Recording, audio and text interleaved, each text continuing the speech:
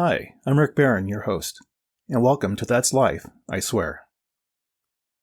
As the Ukraine war continues, people worldwide have come to their aid. Countries have provided military assistance as requested by President Zelensky. Another group came to provide support, but instead of a gun, they brought a spatula. Let's jump into this. The world watched the horrific scenes of Ukrainian towns being torn apart and knocked down from their foundations. The entire country of Ukraine was becoming a disaster zone overnight. There have been many casualties over the past 2 months, but the one casualty that was hard to watch was people marching endlessly to other towns or other parts of the country to find refuge. While they continued traveling for endless days to reach safety, the vast majority were reaching a point where food and water was becoming scarce and critical to their well-being. Enter Chef Jose Andres, famed chef, and his World Central Kitchen team. At the outbreak of the Ukraine war, with his culinary skills, Jose brought his team over with the knowledge of past experiences, establishing kitchens in 10 to 12 Ukrainian cities, providing the transportation of food to the hungry, and ensuring the citizens they would soon have warm meals. He displayed his astuteness in preparing for those leaving Ukraine by having kitchens ready in places like Romania, Hungary, Poland, and Slovakia. What Jose and his team did was even more remarkable because setting up all of this was accomplished all in one day after the outbreak of the war. As you might have guessed, this wasn't Jose's first rodeo. I like Jose's approach to project management planning. He has none. As he explained to a reporter, his approach is that we come and we begin cooking. It was after the 2010 Haiti earthquake. Andreas formed the World Central Kitchen, which provides healthy food to families and individuals impacted by disasters. Planting the seeds for the growth of the World Central Kitchen, going from various places in the world that needed food, Jose soon crafted his skill in dealing with disasters in a very expeditious manner. So who is Jose Andres? Jose was born in Spain. During the time he lived there, he discovered a passion for cooking. However, as he learned the fine art of cooking, he had help along the way. First, his parents taught him various skill sets about preparing meals. But where he polished his craft was working in the kitchen of Chef Ferran Andreas' groundbreaking avant-garde restaurant, El Bulli. Then, at the age of 22, Jose's spirit for adventure soon gave him the spirit to pack his bags and head out to the United States in 1991. I mean, what better place to start your cooking career? As time progressed, Jose worked at various New York restaurants and from there working in Washington, D.C., where he and his partners established a group of restaurants that have earned countless fans and won numerous awards over the years. Jose is not one to sit still. He soon partnered with Robert Wilder to form the Think Food Group. Its mission was simple: to change the world through the power of food. But unbeknownst to Jose, his calling would come into play at this moment in his life. With the creation of the Think Food Group, he would share his passion for cooking for a greater purpose. Jose's entry point to sharing his fine art of cooking was in 2010 during the Haiti earthquake. It was while there the foundation for forming the World Central Kitchen came into play. This Haiti event would be the start of his humanitarian work.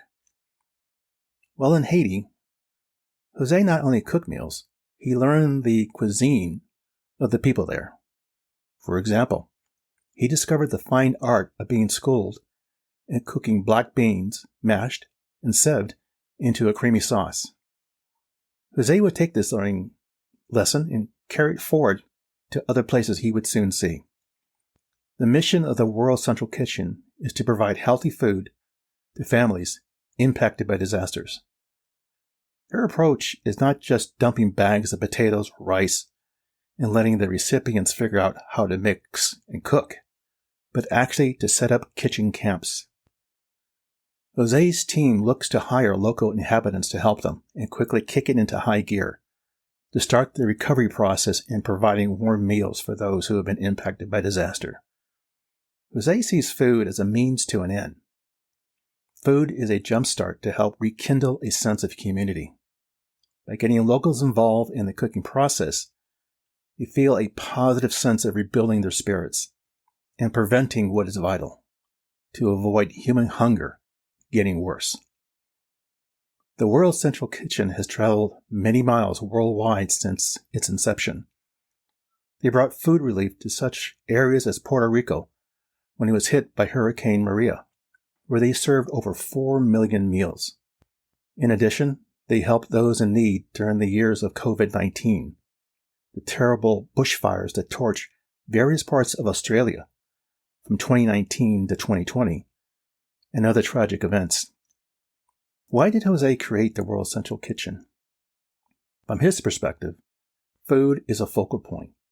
It's the glue that holds life and families together, particularly in crises such as major storms, famine, and even war. For those who fell into those unexpected dark moments that disrupted their lives, seeing Jose's team coming down the road, they realize that even when you're on your knees in despair, someone out there truly cares about your well-being. For Jose and his team, their mindset was the bombing and the bullets flying be damned. They were here to bring hope to the Ukrainians. So what can we learn from this story? For Jose and his World Central Kitchen team, it's really all in a day's work. Even while working under conditions of constant bombing, Jose's team proved nothing could or would deter them from fulfilling the purpose of their mission, and that was to ensure that those in need of food would not stay hungry and not be forgotten. Think about this. Within weeks, World Central Kitchen created partnerships with restaurants and food trucks to distribute meals to people at border crossings, shelters, train stations, and other regions, including Ukraine, of course, Poland, Hungary, Moldova, and Romania. Jose has dealt with worldwide disasters, but the Ukraine war was something completely new to him and his team. As his team moved from town to town, they saw firsthand the horror of war. Scenes such as witnessing a car blown apart and seeing what were children's seats. Did they survive? Did the family make it to safety? Why was this happening? Why did it need to happen?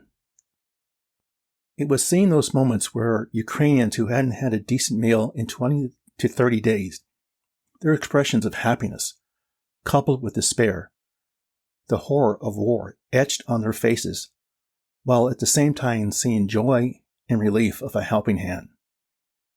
During his visit to Bucha, a town that got ripped apart from the Russian bombing, Jose ran short on food and needed to leave to collect additional supplies. He assured the town he would come back. With everything the people in Bucha had been through, it was no surprise that some had their doubts he would return. Well, return he did. Jose could see the reactions of the townspeople when he came back with additional supplies. He witnessed a comfort look of relief on their faces, reassurance, if you will, that even in this terrible turbulence to their lives, there was indeed hope.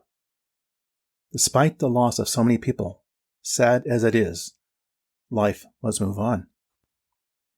Watching the evening news, I heard a Ukrainian say, "It is what it is. We must continue." That spirit only intensified Jose and his team to continue their efforts. Other contributions the World Central Kitchen provided were working with local partners to help provide warm meals and deliver 25-pound food bags for those who could cook at home.